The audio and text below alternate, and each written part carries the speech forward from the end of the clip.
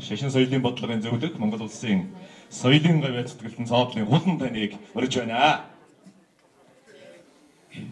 Хүндэт улсын их хурлын дарга, хүндэт ерөнхий сайдаа, эрхэм лам хуургууд, ноёд хатагтай нараа. Хэдхэн хоногийн дараа морилон ирэх шинэ оны босгон дээр бид оюун санааны ертөнцийн нэгэн үг хүйсийн гэрч болцоож байна.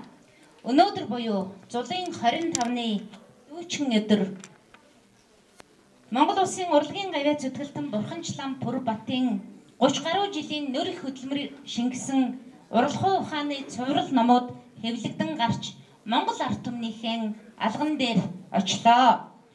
Монголчуудын уламжлалт Бурхны шашны 5 их ухааны нэг урлагуу ухааныг сэргээн хөгжүүлэхэд суур гарын болгох зорилгоор энэхүү цуврал ном бүтээгдсэний бидний өвөг дээдсийн үеийн үед нандинан хадгалж хүндлэн дээдлсээр ирсэн ари соёлыг тасралтгүй залгамжлан авч явах залуу хойч үед энэхүү ном үнэж баршгүй ач тусаа хайрлах нь дамжиггүй лээ.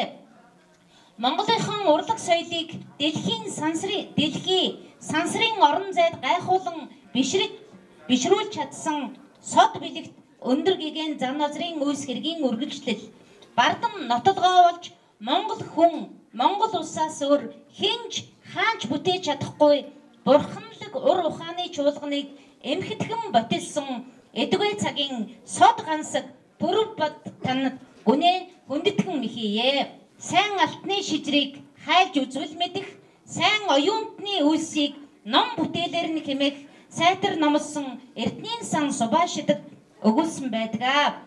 Аж амьдралын эгэл саарл өдрүүдийг гэрэлтүүлэн шүтэн урлаач их талын хөвгүн Пүрбат таны бүтээлүүд Монгол Улсын соёл урлагийн түүх ард түмний сэтгэлгээний гоо сайханд хамгийн гүн тод ариун тусгалаа олж хүн болон хүнээс мандсан нар Бурхны шашныг гээгүүлэн сасарсаар байхыг ирээдүгээс бид олж харж байна.